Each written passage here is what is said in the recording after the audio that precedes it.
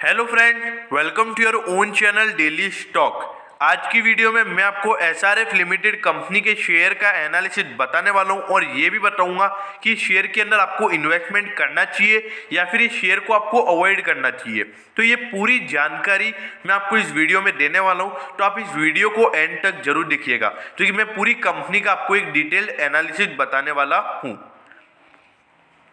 और दोस्तों, अगर अभी तक आपने हमारे चैनल को सब्सक्राइब नहीं किया तो प्लीज़ आप हमारे चैनल को जरूर सब्सक्राइब कर दीजिएगा, क्योंकि हम हमारे चैनल के ऊपर लगभग हर कंपनी का शेयर एनालिसिस लेकर आते हैं। और अगर हमने अभी तक आपकी कोई फेवरेट कंपनी हो उसका एनालिसिस नहीं किया है तो आप कमेंट सेक्शन में जरूर बताइएगा, हम उसके रिगार्डिंग भी एनालिसिस लेकर आएंगे। तो सबसे पहले हम ये जानेंगे कि एसआरएफ लिमिटेड कंपनी क्या काम करती है। देखिए, सबसे पहले इसका जो फुल फॉर्म है वो है श्री राम फाइबर। इसका जो फुल फॉर्म है वो क्या है? श्री राम फाइबर। देखिए, अगर आप किसी भी कंपनी में निवेश कर रहे हैं तो उसका फुल फॉर्म तो सबसे पहले आपको पता होना चाहिए। देखिए, ये क्या काम करती है। ये एक होल्डिंग कंपनी है जो कि मैन्युफैक्चर करती है केमिकल्स को, पॉलीमर्स को, टेक्निकल टेक्सटाइल्स को और पैकेजिंग फिल्म्स को। ये चार तरीके के ये प्रोडक्ट को ये मैन्युफैक्चर करती है, जिसके अंदर chemical, polymers, technical textiles and packaging films include होता है। ये चारों प्रोडक्ट्स अपने एक अलग अलग यूज के लिए होते हैं। मतलब एक तरीके से ये केमिकल कंपनी ही है और एक बहुत ही बढ़िया कंपनी ये है। अब ये प्रोडक्ट क्या बनाती है? Chemicals, polymer, technical textile and packaging films. ये चारों ही प्रोडक्ट ये कंपनी बनाने का काम ये करती है। अब हमने ये तो जान लिया कि कंपनी क्या काम करती है। अब हम ये देखेंगे कि क्या कंपनी के फंडामेंटल्स बढ़िया हैं। तो चलिए अब हम वो देखते हैं। देखिए, कंपनी का डेटा देखिए। सेक्टर का पी है 29.94 और आपको मिल रहा है 33.98। देखिए, थोड़े से महंगे वैल्यूएशन पर जरूर ये आपको मिल रहा है, लेकिन सेक्टर के पीबी में अगर आप देखेंगे तो ये लगभग आपको 3.5 गुना ये शेयर आपको महंगा मिल रहा है। और अगर आप इसका डिविडेंड यील्ड भी देखेंगे तो 1.02% सेक्टर में डिविडेंड है, जबकि इसमें 0.23% का ही डिविडेंड है। तो अगर इसको सेक्टर वाइज कंपेयर किया जाए तो ये इसमें सब में ये नेगेटिविटी यहाँ पर नजर आ रही है। लेकिन जो इसका पी रेशियो है वो थोड़ा प्रोजेक्टेड बेसिस पे सही है, इतना महंगा ये शेयर अभी नहीं है अगर मैं इसको पी रेशियो के हिसाब से बोलूँ तो। अगर आप इसका मार्केट कैप देखेंगे तो ये देखिए 35,079 करोड़ का इसका मार्केट कैप है। एक मिड कैप स्टॉक है जो कि अभी जल्द ही लार्ज कैप बनने वाला है।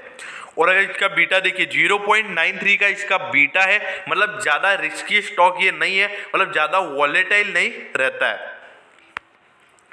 अब इसका फाइनेंशियल ट्रेंड देखिए। पिछले 4 साल से लगातार जो कंपनी के रेवेन्यूज है उसमें ग्रोथ देखने को मिला है। पिछले 4 साल से लगातार कंपनी के रेवेन्यू या फिर आप कह सकते हो सेल्स, उसमें ग्रोथ देखने को मिला है। हर साल कंपनी की सेल्स बढ़ रही है। और यही नहीं, आप अगर कंपनी की प्रॉफिटेबिलिटी पे नजर डालेंगे तो ये देखिए 2017 के बाद 18 में थोड़ा सा प्रॉफिट जरूर गिर गया, लेकिन 19 और 20 में तगड़ा प्रॉफिट कंपनी को हुआ है। और 2020 में तो कंपनी को 1001 करोड़ का मुनाफा हुआ है। तो देखिए, कंपनी बहुत बढ़िया कर रही है। अगर कंपनी का रेवेन्यू देखा जाए तो कंपनी की अगर प्रॉफिटेबिलिटी देखी जाए तो कंपनी की सब यहाँ पर आपको बढ़िया नजर आ रही है। और देखिए, जिस तरीके से कंपनी के जो प्रॉफिट बढ़ रहे हैं तो प्रोजेक्टेड बेसिस पे ये आपको सेक्टर से सस्ता ही मिल रहा है। अब आप इसका शेयर होल्डिंग पैटर्न देखिए। प्रमोटर की होल्डिंग है 52.32%। वैसे मेरे पैरामीटर्स में 50% की होल्डिंग एकदम बढ़िया होती है, उसको यहाँ पर इसने फुली सेटिस्फाई किया है। और अगर आप यहाँ पर म्यूचुअल फंड्स की होल्डिंग देखेंगे तो उनकी भी यहाँ पर 11% की होल्डिंग्स है। डीआईआई की नी के बराबर होल्डिंग्स है और एफआईआई की इसके अंदर 17% की होल्डिंग्स है। तो देखिए, 17% की होल्डिंग एफआईआई की और म्यूचुअल फंड्स की भी 11% की, मतलब 28% का स्टेक बड़े लोगों के पास इसके अंदर पड़ा हुआ है। तो मतलब उनको जरूर इस कंपनी के अंदर कुछ ग्रोथ नजर आ रहा होगा, तभी उन्होंने इसमें इन्वेस्ट किया होगा। अब अगर आप रिटेल इन्वेस्टर्स की होल्डिंग देखेंगे तो 19.23% की होल्डिंग रिटेल इन्वेस्टर्स के पास पड़ी हुई है। तो देखा जाए तो होल्डिंग पैटर्न एक तरीके से बढ़िया है, स्टेबल है, ज़्यादा दिक्कत वाला नजर नहीं आ रहा है। अब यहाँ पर मैं आपको कंपनी का जो क्वार्टर वाइज जो कंपनी का रेवेन्यू स्टेटमेंट है वो बताता हूँ। अब आप ये देखिए, जनवरी से मार्च वाले क्वार्टर के अंदर कंपनी की जो टोटल इनकम थी वो थी 1864 करोड़। फिर उसके बाद में लॉकडाउन हो गया, लेकिन फिर भी ज़्यादा गिरावट नहीं हुई है।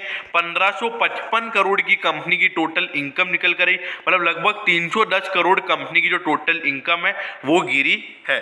देखिए लॉकडाउन था, तो लॉकडाउन के समय हर बिजनेस को थोड़ी सी दिक्कतें तो हुई है, तो इसलिए देखा जाए तो इसमें ज़्यादा दिक्कत वाली बात नहीं है।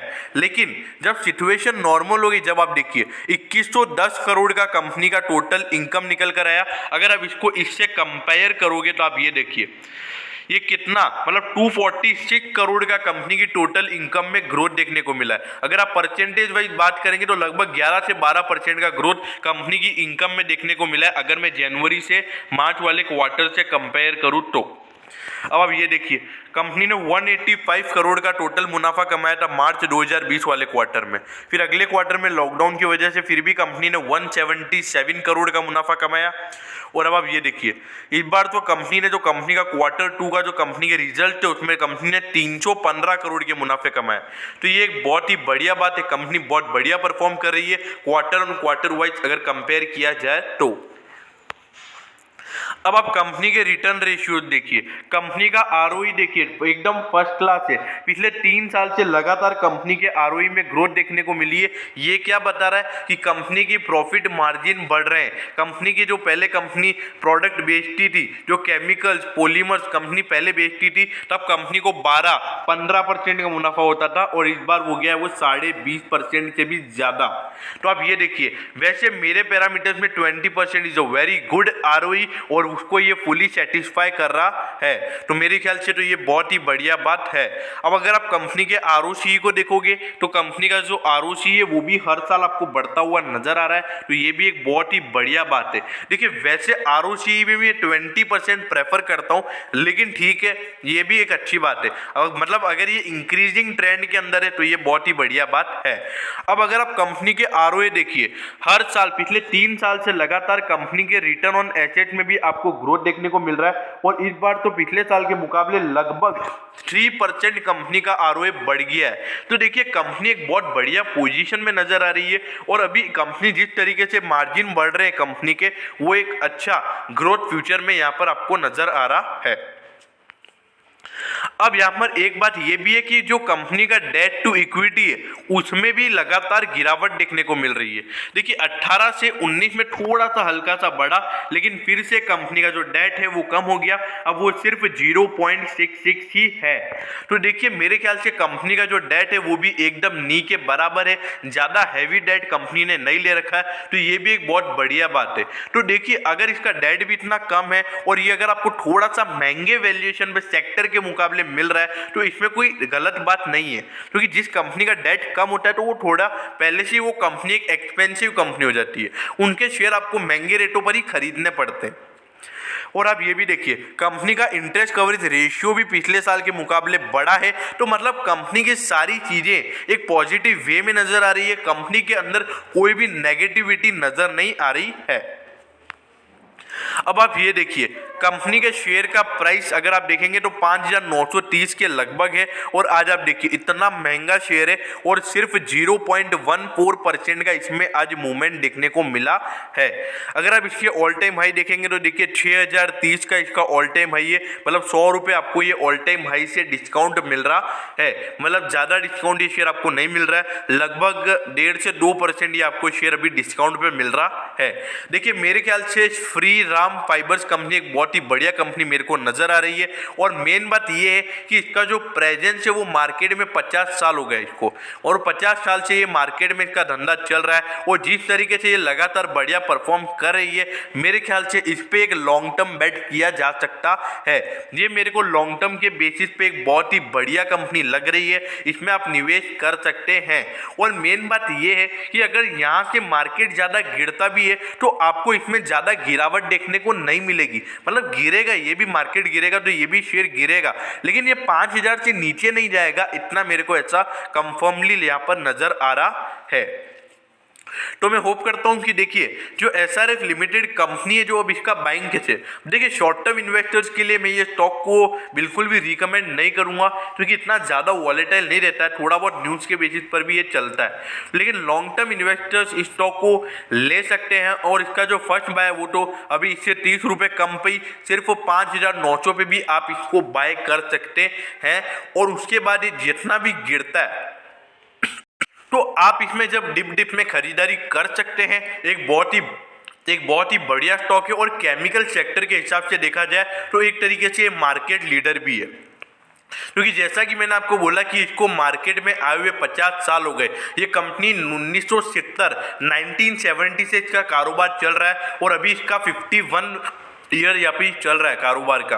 तो ये एक बहुत ही बढ़िया बात है, बहुत ही बढ़िया कंपनी है। मेरे ख्याल से आप इसमें निवेश कर सकते हैं 5,900 पे। लॉन्ग टर्म इन्वेस्टर्स के लिए इसका फर्स्ट बाय होगा। और देखिए अगर आप इन्वेस्टमेंट कर रहे हैं तो अपने फाइनेंशियल एडवाइजर से जरूर पूछ लें, उसके बाद ही अपना इन्वेस्टमेंट डिसीजन बनाएं या फिर अपनी खुद की एनालिसिस करें फिर इन्वेस्टमेंट करें। तो मैं होप करता हूं कि आपको एसआरएफ लिमिटेड का शेयर का एनालिसिस बढ़िया लगा होगा। अगर आपको एनालिसिस बढ़िया लगा हो तो आप कमेंट सेक्शन में जरूर बताइएगा। और हाँ, अगर आपको किसी और वीडियो भी मतलब अगर आपकी कोई और कंपनी हो, फेवरेट कंपनी, उसके रिगार्डिंग भी अगर आपको एनालिसिस चाहिए तो आप उसके रिगार्डिंग भी कमेंट कर सकते हो। अगर आपको वीडियो अच्छी लगी हो तो प्लीज़ वीडियो को लाइक करना मत भूलिएगा और अपने दोस्तों के साथ भी शेयर कीजिएगा। Okay, thank you, have a nice day.